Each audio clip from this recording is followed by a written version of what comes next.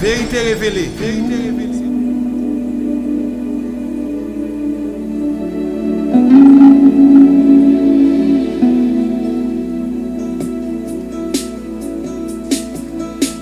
Cher béni en notre Tata Zambé, bonjour et bonsoir. Bonjour et bonsoir à tous ceux et à toutes celles qui nous écoutent de par le monde, à tout notre peuple bantou dispersé à travers le monde et ceux qui sont chez nous en terre d'origine. Katiopa, bonjour et bonsoir. Bonjour à notre tribu chérie Haïti Lévi, nos chères tribus d'Amérique dispersées par la traite négrière, l'esclavage. Bonjour et bonsoir. C'était prévu de vous faire ce numéro, 14e numéro de Vérité Révélée Elle, où nous allons parler de la polygamie des patriarches. Lorsque je dis des patriarches, on va juste essayer de rester avec les 3 patriarches du peuple bantou. Mais au cours des traitements des prochains numéros que je vais vous présenter, que je peux vous dire qu'il va être explosif, et j'hésitais entre ce numéro que je vais vous présenter et le prochain numéro, lequel je devrais faire d'abord. De manière chronologique, je devrais vous présenter le prochain numéro. Mais je me suis dit que c'est un numéro qui va être tellement long. Je vous le dis, je ne vais pas faire cela en 2 numéros. Le sujet va être tellement intéressant. C'est sûr que les gens qui sont intéressés à découvrir la vérité vont prendre le temps de l'écouter. Mais ce numéro que je vais vous présenter aujourd'hui, c'est un peu plus court. Et je voulais faire ces mises en contexte, ouvrir ces petites parenthèses. Parce que finalement, voilà pourquoi je vous ai demandé dernièrement, lors de vous souhaiter bonne année par rapport à la nouvelle lune qui s'est produite entre 28 et 29. Je vous ai dit, mes chers bien-aimés bantous de par le monde, de cesser de prier dans les jeûnes, dans les veilles de nuit ou de quoi que ce soit dans les églises, de partout où vous priez, à demander toutes sortes de choses. Maintenant, il faut vous focuser sur quoi? Sur la prière de Daniel, chapitre 9. Le besoin du peuple en dispersion, le besoin du peuple noir maintenant, c'est le besoin de la délivrance. Parce que c'en est trop, trop.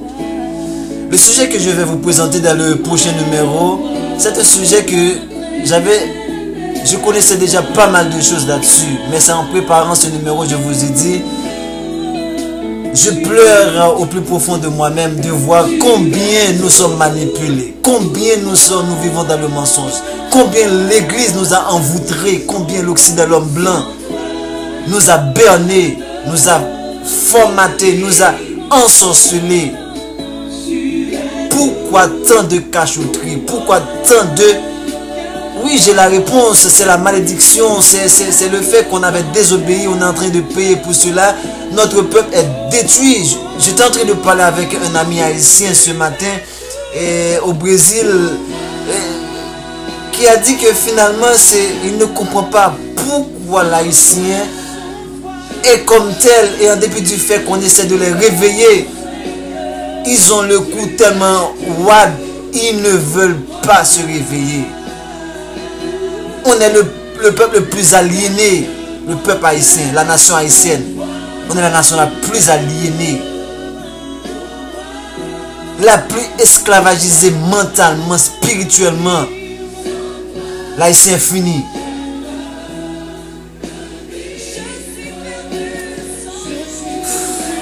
Devant ce que j'ai à vous présenter, c'est tellement horrible de le dire, mais laissez-moi vous présenter ce numéro. Le numéro qui va concerner la polygamie des patriarches. Après, je vais vous dire le prochain numéro. Il y a un ami qui a commenté sur l'une des vidéos et qui a laissé ceci comme un adage. Plus tu connais, plus irrationnel tu résonnes dans l'oreille des moins fleuris à la connaissance. Plus tu raisonnes, plus irrationnel, plus tu connais, plus irrationnel tu résonnes dans l'oreille ou dans les oreilles des moins fleuris à la connaissance. Et moi je vous l'ai toujours dit, d'après ce que j'ai trouvé dans un article ou du moins un débat j'étais en train d'écouter, j'ai trouvé ceci qui m'a permis de comprendre. J'ai trouvé une phrase qui m'a permis de comprendre Jean chapitre 4 verset 22. Et moi en conclusion, en déduction, j'ai fini par dire: il n'y a pas de croyants sans connaissance, ni de culte sans culture. On a besoin de vous. Peuple bantou de partout, on a besoin de vous. Peuple haïtien notamment, on a besoin de vous. Il y a une chanson, un chant dans le chant d'espérance que les Haïtiens utilisent qui dit: Seigneur, parlez, moi pour me parler, tant qu'on écho, voix ou même. Guidez me chercher, même Jean Kourou, petit tout qui perdit qui seul. Guidez-moi, Seigneur, pour me cap guider. Priez moun qui prend dans mauvais chemin. Bon manger pour me capable nourrir. Peuple qui grand goût. Bon manger pour me capable nourrir. Peuple qui grand goût avec la manne. Vérité révélée. Vérité révélée. La polygamie des patriarches.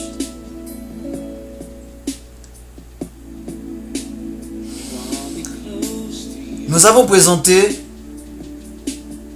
pas mal de numéros déjà pour vous montrer les deux aspects de la monogamie et de la polygamie et leur raison d'être en fonction des civilisations, en fonction des concepts par rapport à chaque peuple.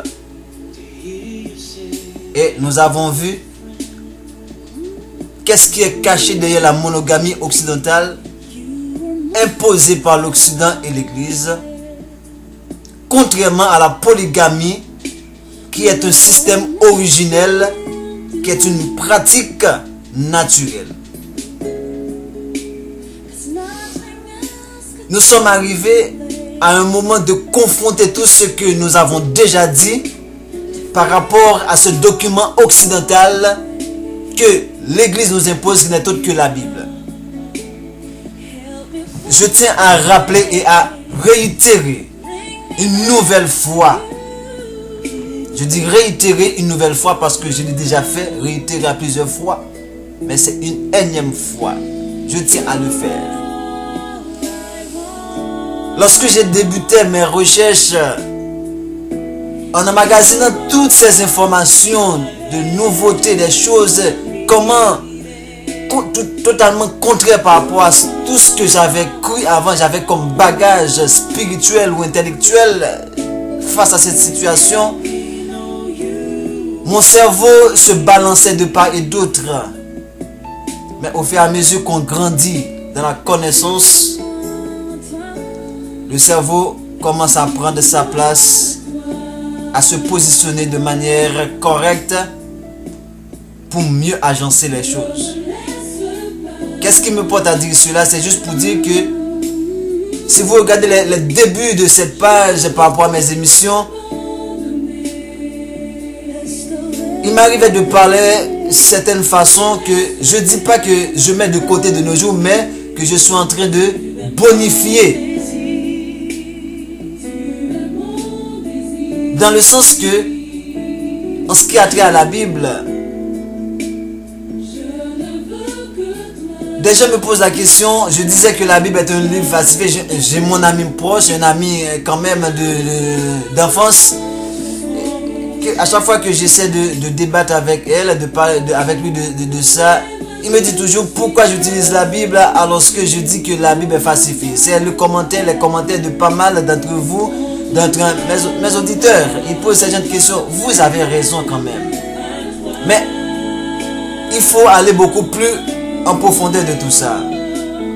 Et c'est suite à cela que je vous ai dit, on est en train de parfaire notre connaissance.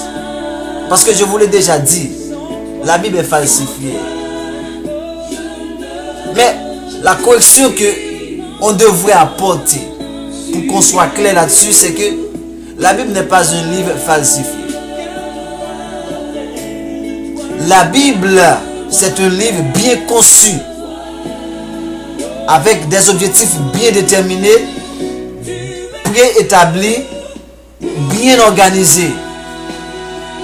Mais qu'est-ce qui arrive avec la Bible? C'est que ce document qu'on appelle la Bible, c'est pas elle qui est falsifiée, cette Bible-là, mais c'est plutôt la Bible est conçue à partir des Écritures. La Bible, c'est le plagiat par excellence. Le plagiat par excellence des Écritures sémitiques et kamites. Ça veut dire que si on part depuis la Babylone, depuis la Mésopotamie, depuis la Syrie, on va voir que les écrits de la Bible ne reflètent que ces écrits-là, et notamment les écrits du continent qu'on appelle Katiopa, l'Afrique, notamment les écritures égyptiennes qu'on appelle hiéroglyphes, qui signifient saintes écritures. Et voilà pourquoi nous aurons à voir le plagiat de la Bible, et nous allons vous montrer dans le livre des morts, chapitre 125, par rapport à un sujet dont j'ai déjà traité sur les 10 commandements de Moïse. Bref, c'est juste pour vous dire que la Bible, c'est les écritures des Noirs transformées en blanches. C'est l'écriture noire transformée en écriture blanche. Tout comme tout est blanchi dans le monde, ils ont blanchi l'écriture des Noirs en écriture des Blancs. Point bas, c'est juste ça la Bible. C'est pas la Bible qui est falsifiée. La Bible est conçue de manière bien voulue à partir des écrits bien déjà établis des millénaires même avant la Bible. Ils ont falsifié nos paroles à nous, nos écritures, pour former ce qu'on peut appeler la Bible de nos jours. Voilà pourquoi il y a autant d'incohérences dans la Bible, autant de trous dans la Bible. Et c'est tout ça qu'on est amené à voir avec vous à la lumière d'autres écritures qui sont beaucoup plus originelles que les écritures de la Bible. Et c'est ce qui nous amène à traiter avec vous la polygamie et la monogamie. Et on a pu constater qu'on est totalement dans l'erreur d'adopter pour la monogamie. Ça n'existe même pas, si on peut se permettre. La monogamie n'existe pas. La monogamie n'existe pas. Parce que comme on l'a défini, si ça existait, c'est à un pourcentage tellement moindre qu'on ne peut même pas le déterminer, soit 0,0%. Parce que être monogame devrait signifier n'avoir eu de rapport qu'avec une seule personne dans votre existence. Et si on peut même prendre le cas des chrétiens qui disent, quand vous regardez quelqu'un, vous avez déjà commis le péché. Donc c'est pour vous dire qu'il n'y a même pas de monogamie. Parce que il n'y a pas une personne sur terre qui n'a pas déjà regardé quelqu'un, une fille ou une femme, pour ne pas commettre de péché avec elle ou avec lui dans son cœur. Donc il n'y a pas de monogamie, ça n'existe pas. Vérité révélée, vérité révélée, vérité révélée. Donc, voilà ce qui nous amène aujourd'hui à commencer par entrer dans la Bible. Et je vous ai dit, je devais commencer avec le prochain numéro. Mais juste pour vous mettre dans le bain, parce que le prochain numéro est tellement long, je tiens à faire ce numéro d'abord, qui est Vérité révélée 14, la polygamie des patriarches. Lorsque je parle des patriarches, je veux parler de Abraham, Isaac, Jacob. Genèse chapitre 26 nous parle d'une histoire. Et ce chapitre nous montre que, comme on l'avait déjà traité, c'est pas avec Moïse il va avoir les 10 commandements. Moi je vous ai dit, même les 10 commandements de Moïse, c'est un plagiat des livres des morts égyptiens. Donc, c'est pas avec les 10 commandements. Et si vous me permettez, c'est pas un plagiat. Si on peut éviter le thème plagiat, on peut même dire que les 10 commandements, c'est une reproduction de ce qui a été déjà dans le livre des morts. Parce que le livre des morts a été écrit bien avant les 10 commandements de Moïse. C'est juste pour dire que avant, nous allons voir à travers ce chapitre, comme on l'avait déjà vu à travers notre numéro sur la loi, que la loi existait depuis Adam même. Et c'est là qu'il est dit dans Genèse 25, 26, verset 1er à 5, il est dit: il y eut une famine dans le pays outre. La première famine qui eut lieu du temps d'Abraham. Et Isaac alla vers Abimelech, roi des Philistins, à Guérar. Verset 2. Zambé lui apparut et dit: ne descends pas en Égypte, demeure dans le pays que je te dirai. Séjourne dans ce pays-ci, je serai avec toi et je te bénirai, car je donnerai toutes ces contrées à toi et à ta postérité, et je tiendrai le serment que j'ai fait à Abraham, ton père. Ça c'est en parlant avec Isaac. Verset 4. Je multiplierai ta postérité comme les étoiles du ciel, comme c'était promis à Abraham. Je donnerai à ta postérité toutes ces contrées, et toutes les nations de la terre seront bénies en ta postérité. Promesse qui a été faite à Abraham, renouvelée à Isaac. Verset 5 nous dit: parce qu'Abraham a obéi à ma loi, à ma voix, et qu'il a observé mes ordres, mes commandements, mes statuts et mes lois. C'est ça que nous voulons dire, que Abraham a observé, a écouté, a obéi à la voix de Nzambé. Il a observé les ordres de Nzambé, il a observé les commandements de Nzambé, il a observé les statuts de Nzambé. En un mot, il a observé les lois de Nzambé. Ça veut dire, c'est pas avec les 10 commandements que la loi a commencé. La loi a toujours existé depuis Adam. Et on a parlé des 7 lois de Noé par la suite, qui a reçu la 7e loi parce que Adam avait reçu 6 lois. Donc, le peuple bantou, lui, a reçu 10 lois. C'est clair? C'est juste pour dire que nous allons voir que le comportement d'Abraham par rapport à Abraham par rapport à la relation entre homme et femme. Quelqu'un qui plaisait tellement à Nzambé que les promesses qui lui ont été faites vont être renouvelées avec sa descendance. Tellement qu'il obéissait, qu'il était fidèle. Et voilà pourquoi même les églises ils disent que Abraham c'est le père de la foi. Et cet Abraham que vous avez le père de la foi, nous allons voir quelle était son attitude par rapport aux relations entre hommes et femmes, ce que vous voulez appeler la monogamie et la polygamie. Est-ce qu'Abraham était monogame ou polygame? Nous avons dit en général, parlant de la polygamie, parce que c'est ça que nous supportons, nous, le thème général de polygamie désigne toutes les formes possibles de mariage pluriel. On distingue le mariage par groupe, plus hypothétique que réel, dans lequel un groupe de frères se marie simultanément avec un groupe de sœurs. La polyandrie, dans laquelle une femme épouse plusieurs hommes, dans la polyandrie fraternelle, un groupe de frères, et la polygynie, dans laquelle un groupe d'épouses, la polygynie, dans laquelle un homme épouse plusieurs femmes. La polygynie est extrêmement répandue dans le monde. Vous entendez? La polygynie, c'est quoi? C'est la polygamie de l'homme.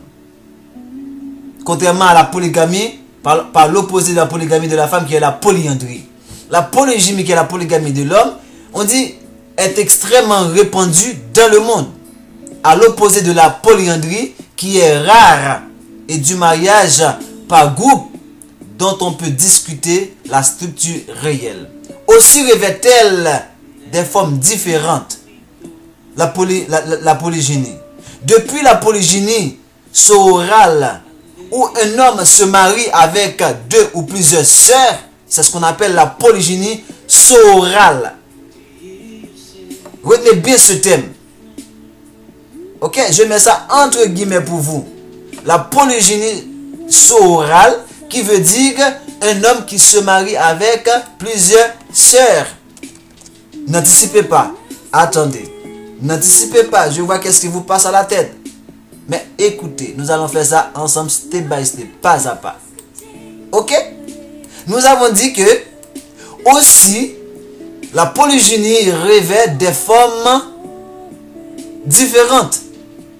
Depuis la polygynie sororale, où un homme se marie avec plusieurs sœurs, jusqu'à la polygynie sérielle, qui tend à remplacer actuellement la polygynie simultanée. Ça veut dire, on prend ces femmes, l'une après l'autre, et non plusieurs femmes en même temps.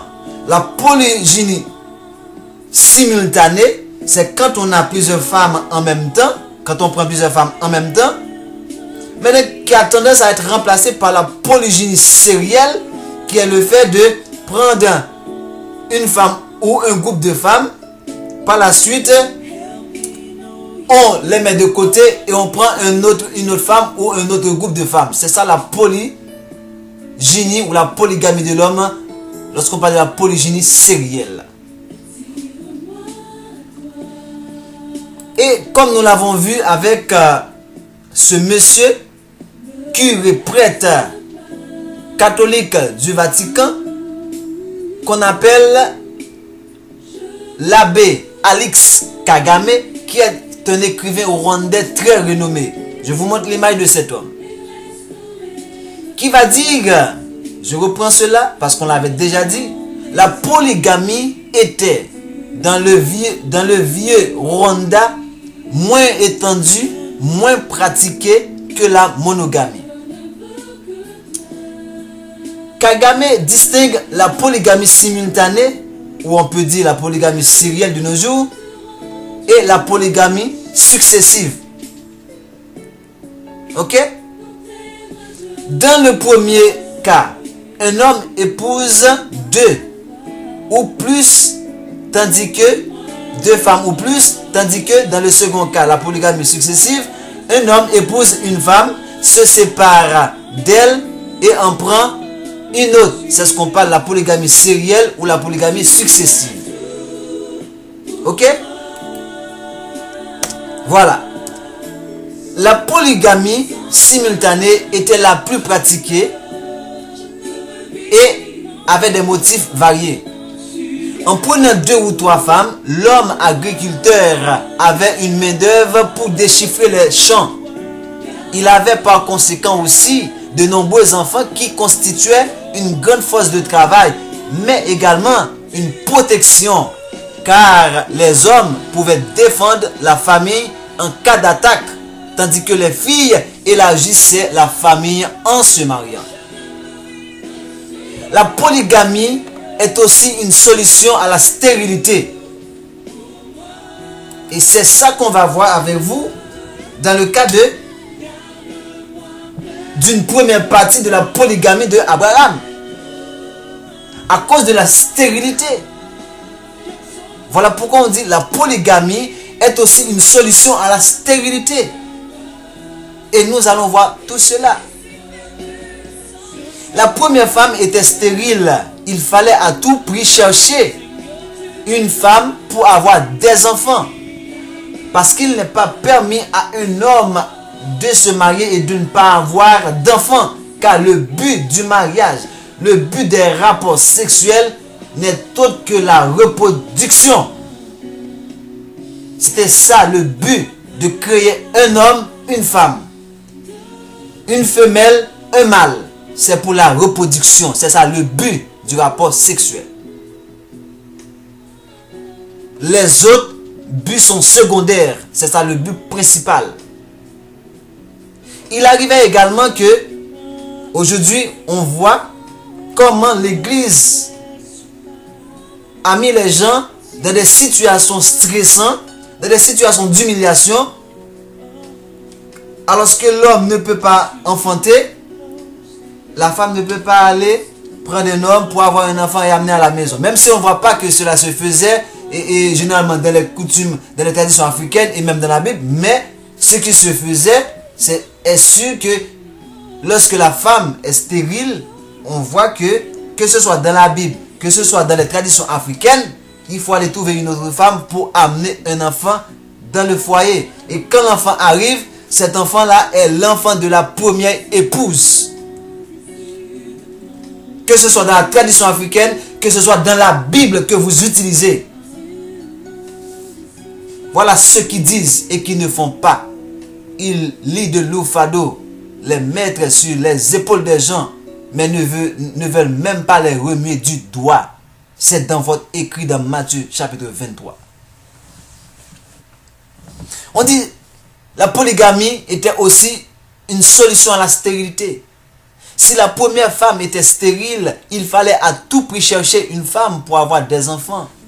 Il arrivait également que l'homme épouse une seconde femme pour punir la première femme qui se montrait acariate et peu respectueuse et faisait des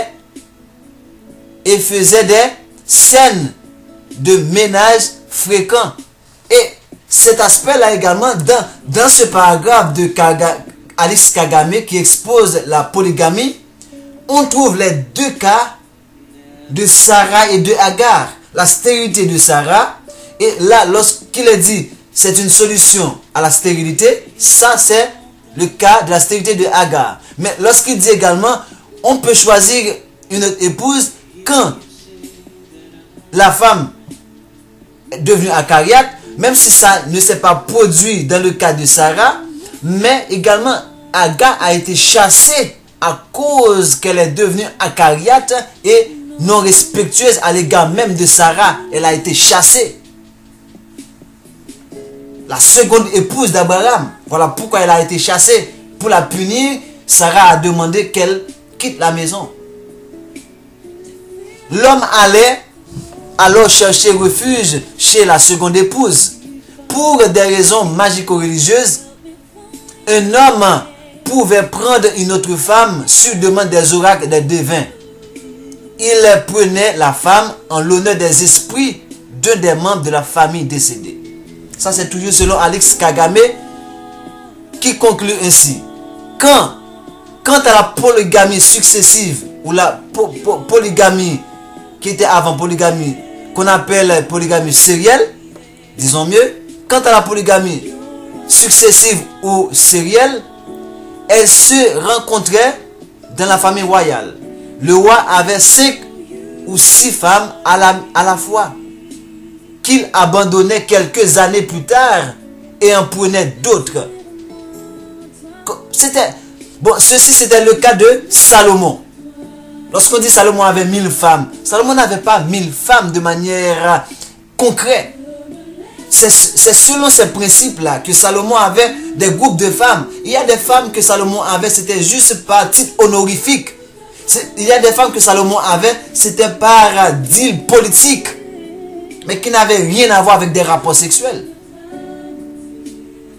Et il y a des femmes que Salomon avait, Salomon ne les connaissait même pas. Vous connaîtrez la vérité et cette vérité vous rendra libre, peuple de Bantou. On dit que, mais il ne répudiait pas, vous voyez, la même chose que Salomon. Le roi avait 5 ou 6 femmes à la fois, qu'il abandonnait quelques années plus tard et en prenait d'autres, de nouvelles recrues. Mais il ne répudiait pas les premières.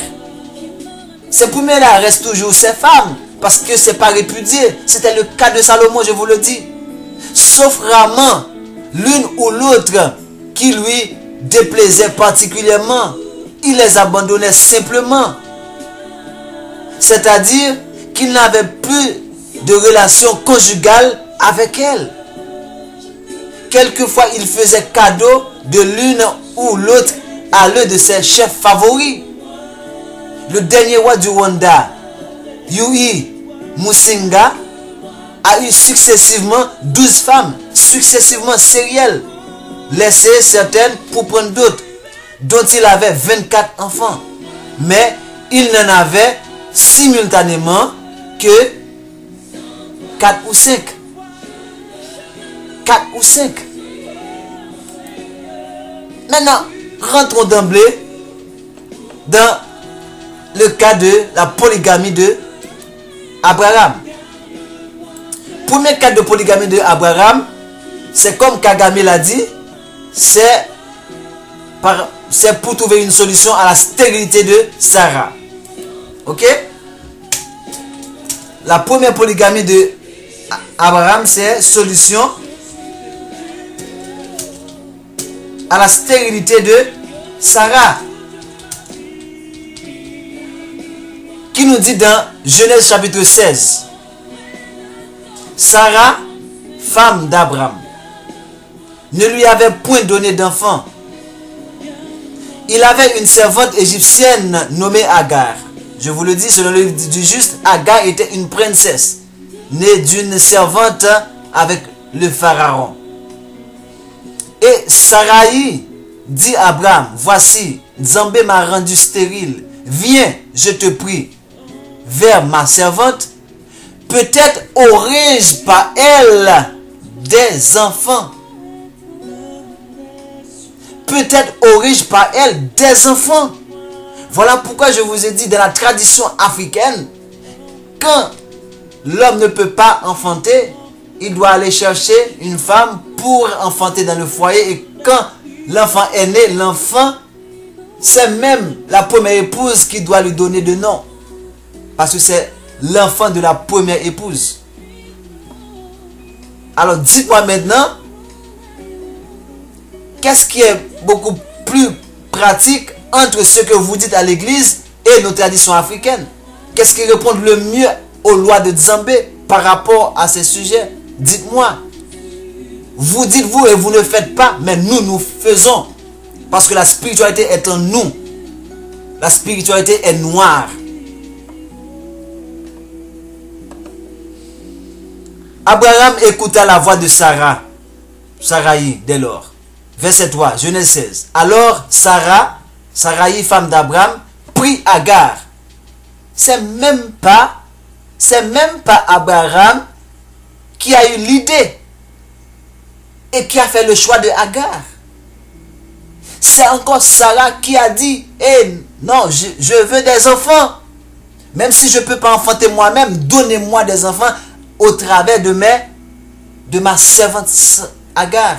Et c'est Sarai qui a pris Agar et l'a donné à Abraham pour dire, allez comme femme d'Abraham pour me donner des enfants.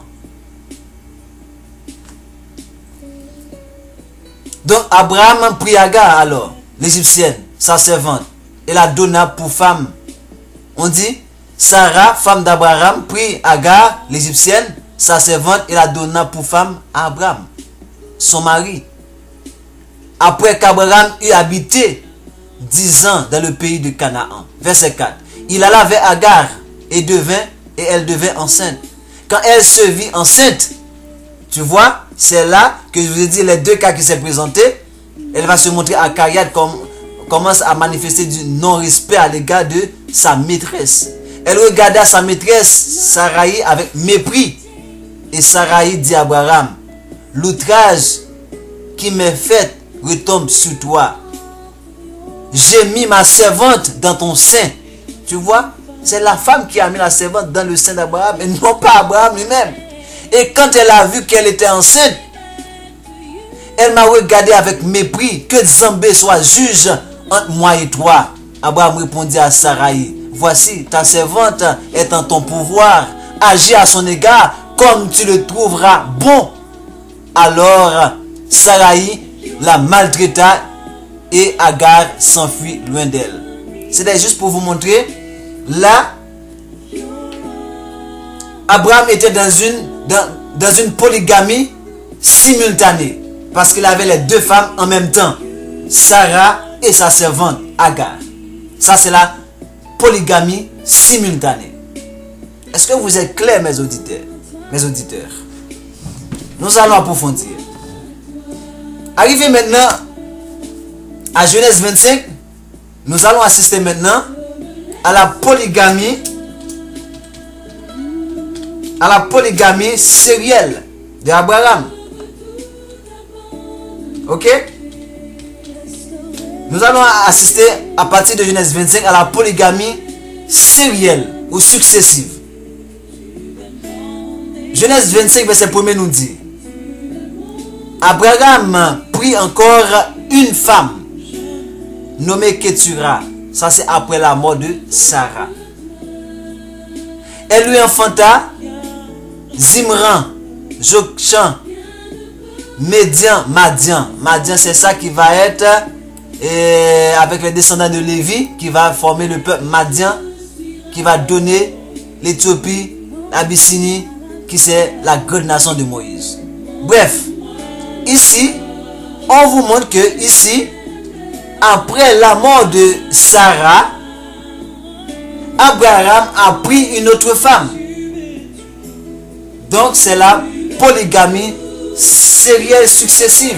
Même si c'est à partir de la mort. Mais n'oubliez pas, Abraham avait très probablement une autre femme qui n'était pas encore morte, qui est autre que Agar. Parce que Agar restait toujours la femme d'Abraham. Parce que Abraham ne l'avait pas répudiée. C'est Sarah qui l'a chargée, qui l'a chassée. Ou c'est même elle qui s'est enfuie. Et par la suite, Abraham va la chasser. Si on peut dire qu'elle était même répudiée. Bon, on peut l'admettre. Mais de toute façon, ici, on est dans un cadre. Abraham a connu les deux types de polygamie. C'est ça que je voulais vous montrer. La polygamie simultanée et la polygamie successive. La polygamie sérielle. Ça, l'Église ne peut pas contredire cela. Et moi, je peux dire, pourquoi si Abraham l'a fait, moi, j'ai pas le droit de le faire. C'est ça que je veux comprendre, moi. Si Abraham est le père de la foi, si Abraham est mon grand-père, j'ai jamais entendu que grand-père faisait quelque chose qui plaisait à Nzambé et que sa descendance ne peut pas le faire. Alors que je crois que dans Genèse 17, il est dit que l'alliance entre Nzambé et Abraham, c'est une alliance avec Abraham et à sa postérité. Et dans cette alliance, Abraham avait le droit d'être polygame. Et pourquoi moi, aujourd'hui, qui est de sa descendance, l'Église me refuse d'être polygame. Et l'Église, c'est qui? C'est eux qui m'ont amené ici, m'enlever de ma terre où j'étais polygame pour m'amener dans le barbarie à travers la traite négrière. Et on va accepter cela? Non. Non. Abraham était polygame. Abraham a fait les deux types de polygamie. La polygamie simultanée, la polygamie sérielle ou successive. Si quelqu'un a quelque chose de contraire par rapport à ce qu'on dit, amenez vos arguments. Vérité révélée. Mais j'en doute fort. Maintenant, voyons maintenant. Comme je le dis, nous n'allons pas voir vraiment la polygamie de Isaac. Parce que Isaac n'était pas polygame. D'après les écrits qu'on a jusqu'ici. Ok, je dis ça avec réserve. Jusqu'ici, on n'a pas d'écrit qui nous prouve que Isaac était polygame. Toutefois, on va tomber dans Genèse chapitre 29 pour voir la polygamie de celui qui va donner le peuple bantou en la personne de Jacob. Genèse 29, à partir du verset 15, nous dit ceci. Mais beaucoup d'entre vous savent déjà l'histoire de Jacob et Rachel. Jacob et Léa. Les 12 tribus. Vous en savez l'histoire. Vous savez l'histoire entre Jacob et Laban. Comment il a travaillé tout ça. C'est tout ça qu'on va voir. Mais vous prêtez pas attention à des choses et cela vous coûte très cher. Ça fait l'affaire de l'église. Ça fait l'affaire de l'ennemi. Qui vous fait avaler n'importe quoi. Vous prenez même pas le temps de réfléchir par vous-même. Or, même cette parole que vous avez en votre main vous dit d'examiner toutes choses.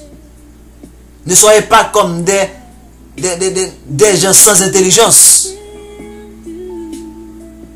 Vous avez le spirituel en vous. Ce n'est pas aux autres de vous dire ce que vous devez faire. Ce n'est pas aux autres de vous imposer des choses. Vous avez votre discernement qui doit affronter ce que les autres vous apprennent. Vous avez besoin des guides. Mais vous n'avez pas besoin des maîtres. Je vous le répète, vous avez besoin des guides et non des maîtres. Je ne suis pas votre maître, je suis votre sentinelle. À bon entendeur, salut. Genèse 29 nous parle, qui va nous parler maintenant de la polygamie simultanée de Jacob. Si on peut se permettre même de la polygamie simultanément sérielle. Ou la polygamie sériellement simultanée. C'est ça le vrai thème. La polygamie sériellement simultanée de Jacob. Moi, je fais mes expressions. Et moi, je vous ai dit, c'est conforme ce que je dis là. La polygamie sériellement simultanée Jacob. C'est une façon de lier les deux systèmes de polygamie. Parce qu'on va voir, il y a les deux polygamies qui vont entrer en jeu en même temps. Ok? Écoutez ceci. À partir de Genèse 29, verset 15, il est dit, puis Laban dit à Jacob, parce que tu es mon parent. Moi, je prends ça jusqu'ici pour vous. Vous pouvez lire le reste comme vous voulez. Mais c'est ça qui m'intéresse. Comme je dis, vous connaissez déjà l'histoire. Parce que tu es mon parent, me serviras-tu pour rien? C'est lorsque Laban et Jacob tombaient amoureux de Rachel, voulaient travailler pour avoir Rachel. Et Laban lui dit, tu es de mon parent. Tu es mon parent. Me serviras-tu pour rien? Dis-moi, quel sera ton salaire? Or, Laban avait deux filles. L'aînée s'appelait Léa et la cadette Rachel. Léa avait les yeux délicats, mais Rachel était belle de taille et de figure. Jacob aimait Rachel et il dit, je te servirai 7 ans pour Rachel, ta fille cadette. Là, Jacob a commis une impaire qu'il va payer, même s'il va bénéficier davantage, mais par rapport à ses sentiments, il va payer pour cela, parce qu'il a désiré la cadette au lieu de l'aîné. Or, dans notre tradition, on doit d'abord marier l'aîné avant la cadette. Et Laban dit, j'aime mieux te la donner que de la donner à un autre homme. Reste chez moi. Ainsi, Jacob servit 7 ans pour Rachel. Et elle fuira à ses yeux comme quelques jours, parce qu'il l'aimait. Ensuite, Jacob dit à Laban, donne-moi ma femme. Donne-moi ma femme, car mon temps est accompli, et j'irai vers elle. Laban réunit tous les gens du lieu et fit un festin. Ici, dans Genèse 29, verset 22, et personne ne peut prouver ça dans la Bible, Laban n'a pas réuni les prêtres. Laban n'a pas réuni les pasteurs.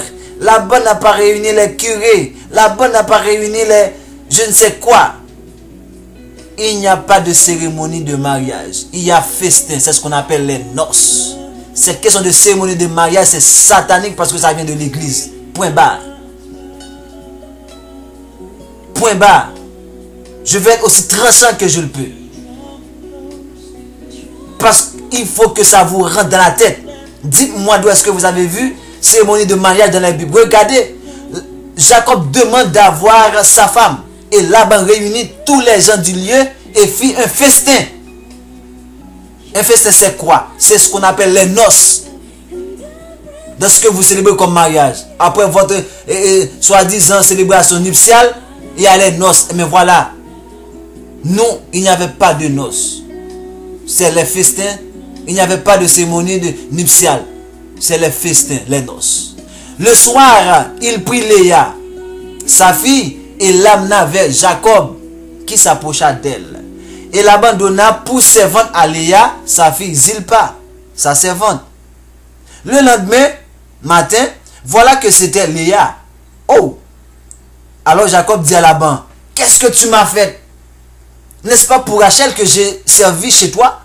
Pourquoi m'as-tu trompé? Laban dit, ce n'est point la coutume dans ce lieu de donner la cadette avant l'aîné. En Haïti actuellement où je vous parle, ce principe existe encore.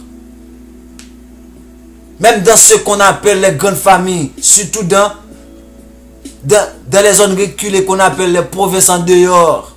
Oui, il y a ces principes. Vous êtes le peuple de Nzambé, mon peuple d'Haïti. Verset 27. Achève maintenant la semaine avec celle-ci. Achève maintenant la semaine avec Léa. Et nous te donnerons aussi l'autre pour le service que tu feras encore chez moi pendant 7 ans. Ça veut dire après une semaine, Laban a donné Léa, Rachel à Jacob. Donc Jacob a passé une seule semaine dans la monogamie.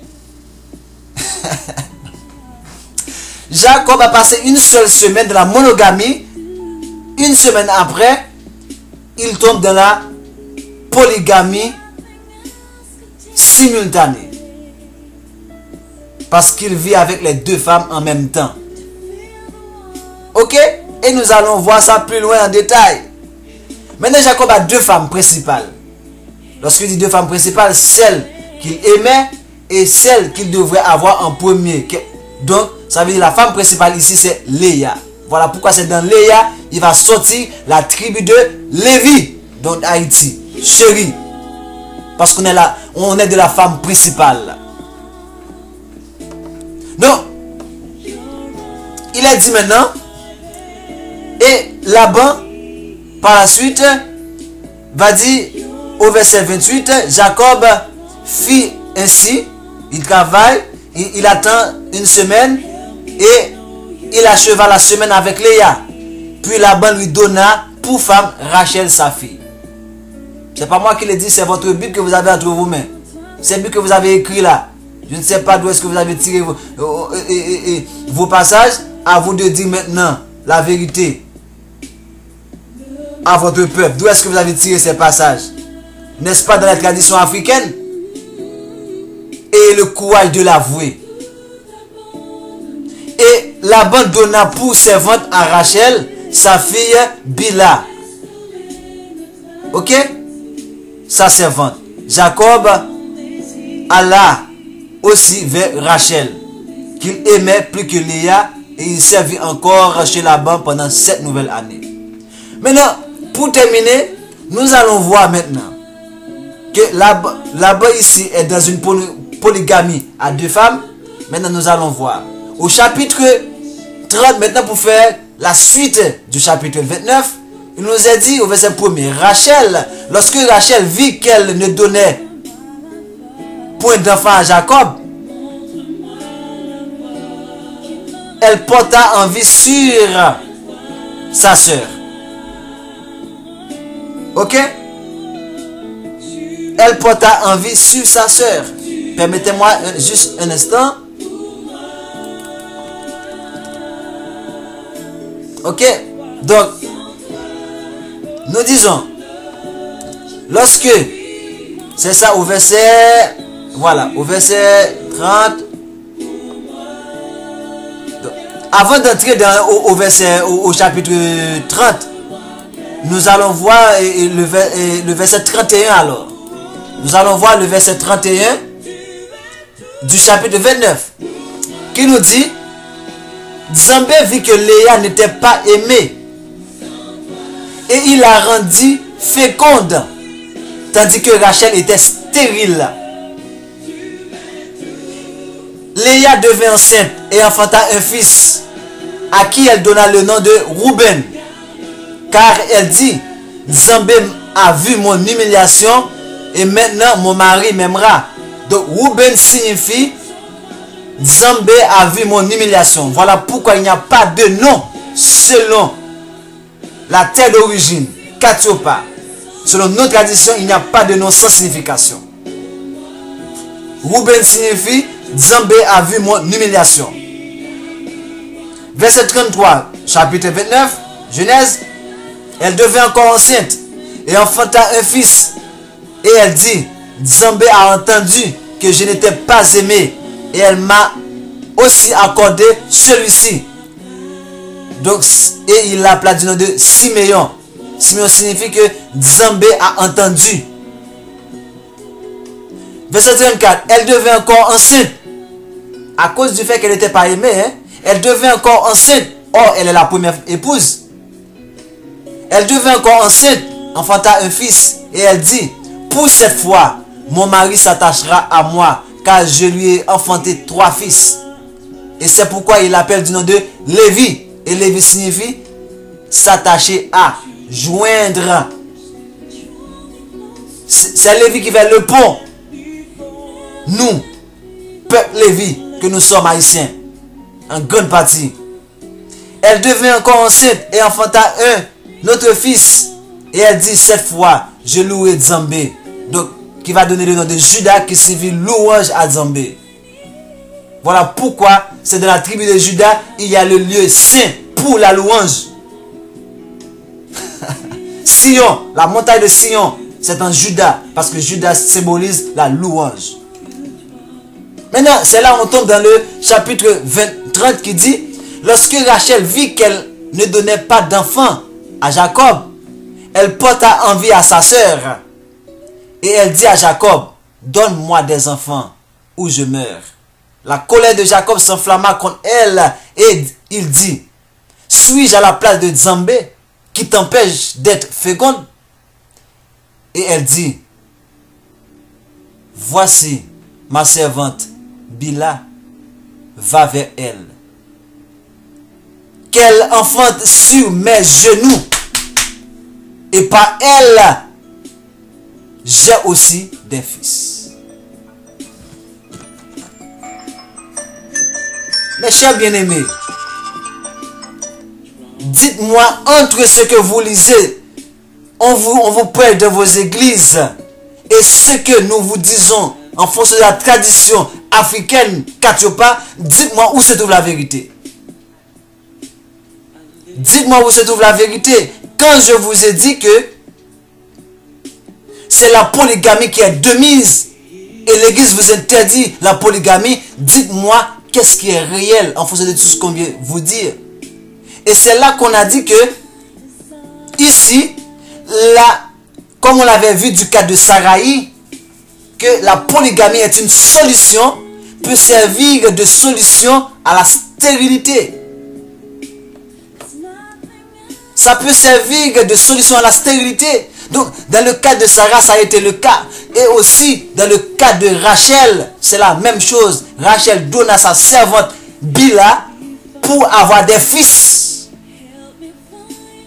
Parce qu'elle enviait sa soeur qui avait déjà 4 fils, alors qu'elle ne pouvait pas elle-même enfanter. Donc, elle voulait avoir des enfants et elle a donné sa servante à son mari pour avoir des enfants, pour que les enfants de sa servante naissent sur ses genoux et qu'elle ait elle aussi des fils. C'est pas moi qui le dis, c'est Genèse 30 verset 3. cette Bible que vous avez entre vos mains, que faites-vous avec? Verset 4 nous dit, et elle lui donna pour femme Bila sa servante, comme Sarah l'avait fait à Abraham. C'est pas Abraham qui a été demandé la servante, qui a été prendre la servante. C'est sa femme Sarai qui l'avait donné. Pareil, Jacob n'avait pas envie d'avoir une troisième femme. C'est Rachel. Jacob n'avait pas envie d'avoir même deux femmes. C'est Laban qui lui a donné deux femmes. Et c'est l'une de ces femmes-là qui lui a donné sa servante. Et ça lui fait trois femmes. C'est même pas selon la volonté de l'homme qu'on est polygame. La femme sait elle-même que l'homme est polygame. De quoi vous parlez l'église? De quoi vous parlez? Voilà pourquoi dans Romains 1er verset 25 il est dit, eux qui connaissent, ceux-là qui connaissent la vérité, ils changent cette vérité en mensonge. Le mensonge c'est la monogamie. Parce que je vous le dis, il n'y a pas de monogamie. Il n'y a pas un seul être monogame dans ce monde. Parce que je vous ai dit, comme vous l'avez dit, même au fond de vous-même, même dans votre cœur, vous pouvez pécher. Donc il n'y a pas de monogame dans ce monde. Arrêtez avec votre aliénation. Notre peuple se réveille enfin. Bila devint enceinte. Jacob alla vers elle. Bila devint enceinte et elle enfanta un fils à Jacob. Rachel dit, regardez bien, c'est ça que je vous ai dit et c'est selon la tradition africaine. Quand la deuxième épouse enfante, c'est la première épouse qui doit donner, qui doit nommer l'enfant qui est né. On dit, Rachel dit au verset 6, Nzambe m'a rendu justice. Mais qu'est-ce que vous allez me dire? C'est que l'enfant n'était même pas pour Bila, l'enfant était pour Rachel. Parce que Rachel s'est tellement contentée, s'est tellement réjouie qu'elle a exclamé que Nzambe m'a rendu justice. Il a entendu ma voix. C'est qu'elle a prié et sa prière a été exaucée lorsque Bila a enfanté. Et il m'a donné un fils. Nzambe m'a rendu justice. Il a entendu ma voix et il m'a donné un fils. C'est pourquoi Rachel appela l'enfant du nom de Don. Don signifie Nzambe m'a rendu justice. C'est Rachel qui a nommé le fils de Bila Don. Parce que c'était son propre fils, ce n'était pas le fils de Bila en soi. Parce que c'est elle qui est la première épouse par rapport à Bila, sa servante. Bila, servante de Rachel, devint encore enceinte et enfanta un second fils à Jacob. Rachel dit, j'ai lutté divinement contre ma soeur et j'ai vaincu. Et elle l'appela du nom de Nephtali. Nephtali signifie j'ai vaincu. Elle lutta divinement, ça veut dire sur ses genoux. Sur ses genoux, elle se battait contre sa soeur pour avoir des enfants. Et maintenant, elle a eu deux enfants. Le premier, Nzambe m'a rendu justice, donne. Le second, j'ai vaincu Nephtali. C'est Rachel qui les a nommés et non pas Bila. Léa, voyant qu'elle, verset 9, avait cessé d'enfanter, et elle a constaté que sa soeur, qui est la femme aimée, c'est comme il n'y a plus de honte pour sa soeur. Parce que sa soeur est aimée et maintenant qu'elle a des enfants à travers Bila. Donc, la lutte va continuer. On nous dit qu'au verset 9, Léa, voyant qu'elle avait cessé d'enfanter, prit par sa servante et la donna pour femme à Jacob. Voyez-vous, Jacob a eu 4 femmes. Il a voulu avoir qu'une seule. Il n'a voulu avoir qu'une seule, Rachel. Il a eu la deuxième femme. Il a eu 2 femmes à cause de Laban qui lui a mis dans une polygamie sorale. Ça veut dire le fait d'épouser 2 sœurs. Jacob a connu tous les types de polygamie. La polygamie sorale, la polygamie simultanée, la polygamie sérielle ou successive. Je vais m'arrêter ici. Pourquoi devrais-je continuer? C'était ça notre objectif, de vous prouver la polygamie des patriarches. On ne va pas entrer dans les détails pour vous parler de David, de Salomon. On va voir cela à travers d'autres numéros.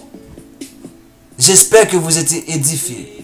J'espère que vous avez assez de discernement pour prendre votre Bible, pour prendre votre t-shirt bas en créole et analyser ce numéro succinctement, sereinement et de faire le choix qu'il faut.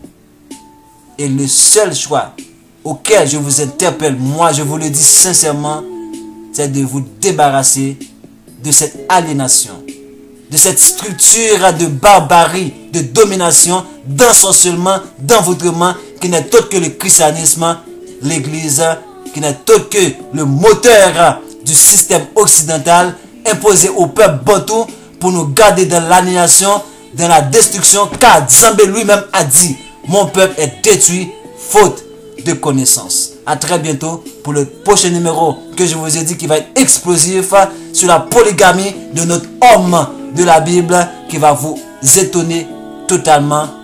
Je vous aime tous, Haïti chéri. Wake up, debout. C'est votre devoir, c'est votre mission. Vous avez la mission, la vocation de la liberté. Vous avez la vocation du rassemblement du peuple bantou dispersé à travers le monde. Je vous aime tous. À bientôt. Vérité révélée. Vérité révélée. Ce n'est ni un pique-nique, ni une fête des enfants. Ce n'est non plus ni une école maternelle, ni un orphelinat. Nous sommes ici chez le colonel civil Davy. Le colonel Davy est un homme exceptionnel. Il bat tous les records. J'ai 21 femmes, 55 enfants. Je suis un roi. Si tu veux, tu peux marier la femme jusqu'à 80. C'est pourquoi moi, j'ai choisi 21 d'abord. Mais je n'ai pas encore fini. Chez moi, il n'y a pas la jalousie entre les femmes. Donc, tous les jours, il y a la nourriture, il y a les moyens, il y a tout. Et ils vivent ensemble, ils mangent ensemble, ils préparent ensemble. Il n'y a pas le bagage, il n'y a pas le jaloux chez moi. Moi, j'ai peur. Nous serons 21 à partager un seul homme, c'est-à-dire que ce sera une programmation où chacun attend son tour. Non, moi, personnellement, je ne serai pas d'accord d'attendre mon tour. Vous voyez, entre la première jusqu'à la 21e, comment il va faire son programme pour avoir des rapports sexuels. Vous savez que moi, je dis les choses de façon claire. Parce que les rapports sexuels font partie des obligations du ménage. Si le ménage doit marcher, s'il n'y a pas de rapport sexuel, il y a frustration. Il y a frustration, il y aura jalousie. Il n'y a pas du tout de jalousie entre nous. On est habitué à attendre patiemment jusqu'au jour où le mari nous sollicite dans sa chambre. Un ménage de 2 femmes, 3 femmes, pourquoi pas. Mais qu'on ait jusqu'à 21 femmes. Et que ces épouses adhèrent à la chose, ça part un peu de masochisme. Chez certains polygames, les femmes entrent à tour de rôle dans la chambre du mari, rigoureusement. C'est le système de cahier de roulement. Mais le colonel Davy a instauré chez lui un genre de démocratie librement consentie. Tantôt, ce sont les femmes qui désignent au hasard une reine pour sa majesté. Tantôt, c'est le Seigneur lui-même. Chez moi ici, on n'est pas fixé un jour pour prendre contact avec une femme. Bon, même eux-mêmes, les femmes aussi choisissent et tu dis, bon, toi là, il faut aller voir mon mari, aujourd'hui c'est moi, et l'autre a dit, mais moi je prends, et même à ça, c'est laver, me passer 3 femmes par jour, et je dors avec eux. Je peux dire, allez se laver, 4 femmes, on va causer dans la journée.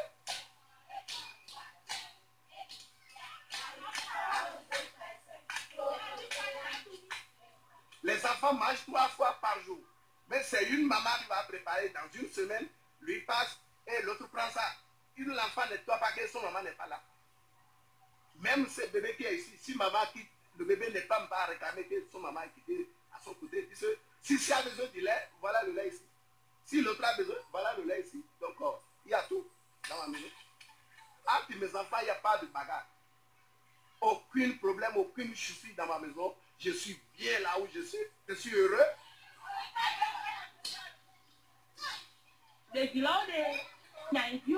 Tous ces enfants que vous voyez ici, je les considère comme mes propres enfants. Certains ont leur maman en voyage ou au marché. Je suis actuellement leur maman de semaine. Et c'est un plaisir pour moi de préparer pour eux. Nous sommes 21 femmes ici. Notre mari nous traite équitablement et nous vivons en parfait amour. Sincèrement, je suis à l'aise. Et je suis heureuse avec mes 4 enfants, au milieu de tous les enfants et au milieu de toutes mes copines. On ne parlerait pas, soyons sérieux.